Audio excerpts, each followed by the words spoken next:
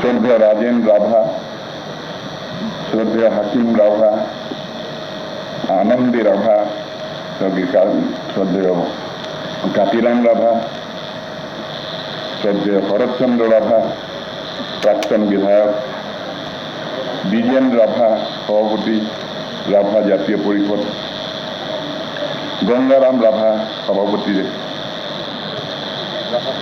রাভা ছাত্র সন্থা, দুর্গা বিহারী সিং, মণিপুৰী সাহিত্য সভা, জগত কামা, উপসভাপতি ৰাভা সাহিত্য সভা, সব্যসাচী ৰাভা, প্ৰধান সম্পাদক ৰাভা সাহিত্য সভা, আৰু আপোনালোক শ্ৰদ্ধেয় ৰাইজ,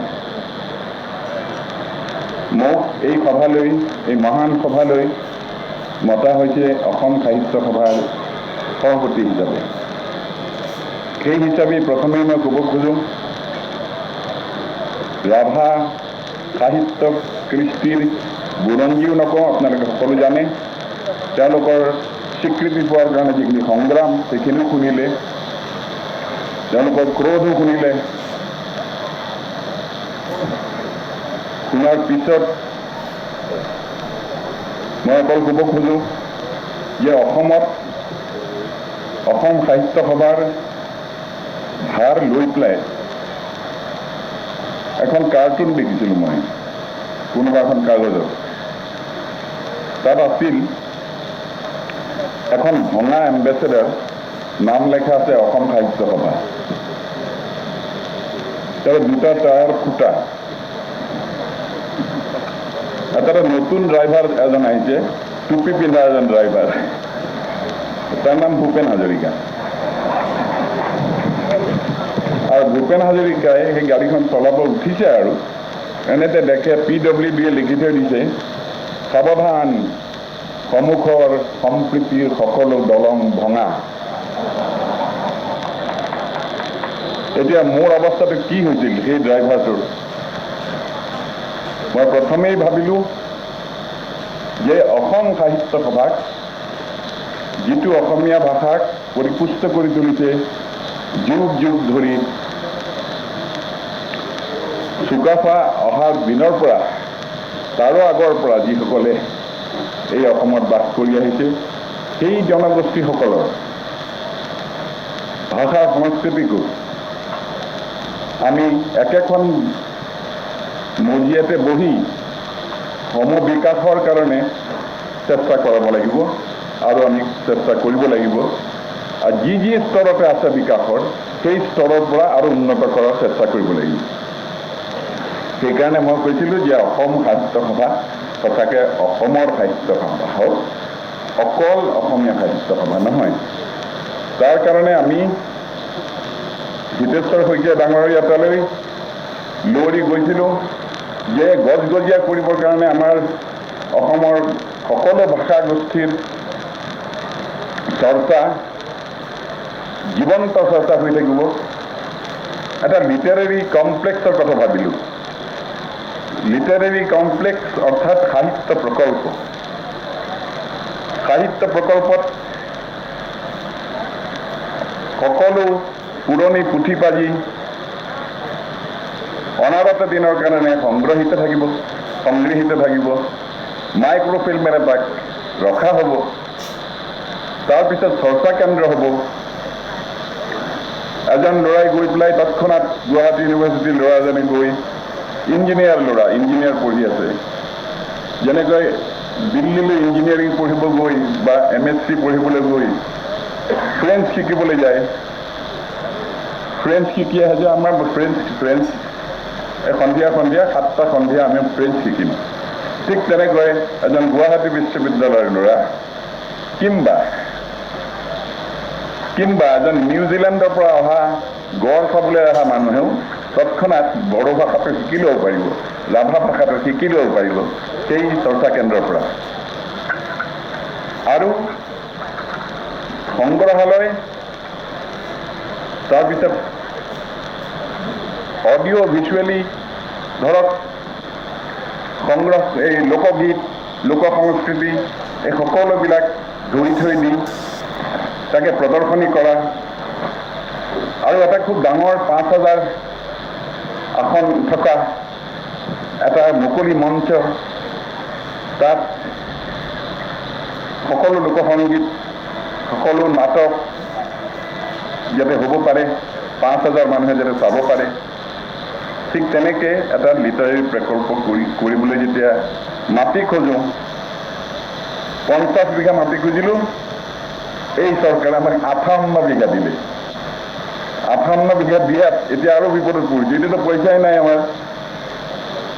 গতিকে আমি যুদ্ধ কৰিব লাগিব দুটা বস্তুত। এই ভাষা সমন্বয় মঞ্চটোত চহী কৰিছে বিনেশ্বৰ ব্ৰহ্মকে প্ৰমুখ্যে সকলো জনজাতীয় গোষ্ঠী ভাষা সাহিত্যৰ কেইজনমান ইয়াতে আছে। এই ভাষা সমন্বয় মঞ্চটোক ত্বৰান্বিত কৰিবৰ কাৰণে আমি প্ৰচেষ্টা হাতত লৈছোঁ। লৈ লেঙেৰিজান বাগিচালৈ গৈছোঁ, 50খন চাহ বাগিচাৰ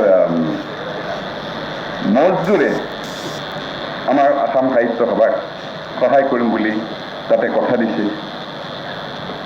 বড়োসকলৰ তালৈ গৈছিলোঁ, বড়ো সাহিত্য সভাত, তাতো মৰম পাই আহিছোঁ যে একেলগে বহি আমি ভাষা সমন্বয় মঞ্চেৰে সমন্বয়ৰ ফালে আগুৱাই যাওঁ, নিজৰ নিজৰ স্বকীয় প্ৰকাশবিলাক ইজনে সিজনক সহায় কৰি আমি আগুৱাই যাব পাৰিম। আৰু সেইটোৱেই আজিৰ বাট। এইখিনিত কোনো ধৰণৰ উন্নাসিকতা,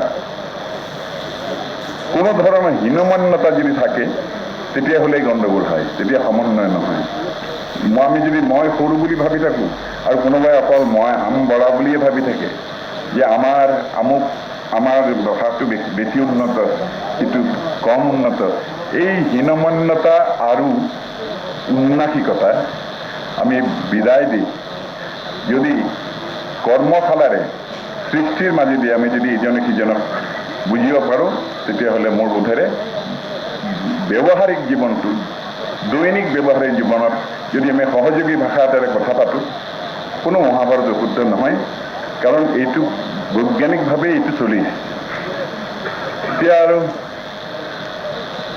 আৰু পাণ্ডিত্যপূৰ্ণ কথা একো নকওঁ, মই খালি ক'ব খুজিছোঁ যে ৰাভাসকলৰ লগত মোৰ সৰুৰে পৰা এটা যোগাযোগ আছে। মই সৰুতে ক্লাছ 6তে এটা মস্ত ৰাভা এজনক পাইছিলোঁ, তেওঁৰ নাম বিষ্ণু ৰাভা। তেওঁৱে মোক এই জনজাতীয় কৃষ্টিৰ বিষয়ে সদায় কৈ ফুৰিছিলে, সদায় কৈছিলে যে এওঁলোকক নাজানিলে তই অসমীয়া কৃষ্টি জানিব নোৱাৰিবি। কিন্তু মোক কেতিয়াবা সুধিছিল, নিংনি নাৱা মা আংমি নাৱা ভূপেন, তেওঁ মানে পৰীক্ষা কৰিছে যে মই জানো নে নাজানো তেওঁলোকৰ ভাষাটো। এই সৰুকৈ তেনেকৈ শিকি লৈছিলোঁ। আৰু তেখেতেই সেই ৰাভা মোক 68 চনলৈকে, মোৰ ক্লাছ 6ৰ পৰা 9 বছৰ বয়সৰ পৰা আপোনাৰ 68লৈকে আমি একেলগে আছিলোঁ। তেওঁ মোৰ গুৰু আছিল, আৰু তেওঁৰ গুৰু আছিল জ্যোতিপ্ৰসাদ।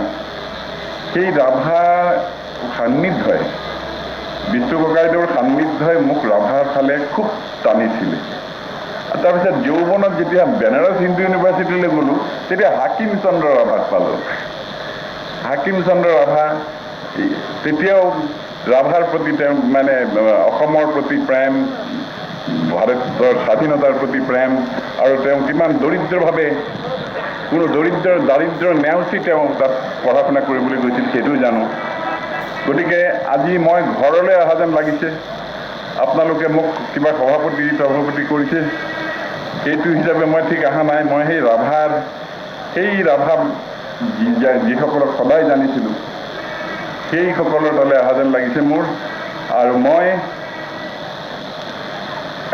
সপোন দেখিছিলোঁ, আমিওতো সপোন দেখোঁ, আমি সপোন দেখোঁ। এখন ভাৰতবৰ্ষ সপোন দেখিছিলোঁ, এই মহাবাহুটো দি আছোঁ, এই লুইতৰ পাৰত এটা সপোন দেখিছিলোঁ সেইটো যেতিয়া বৰ সংঘাত হৈছিল আমাৰ অসমত 80 চন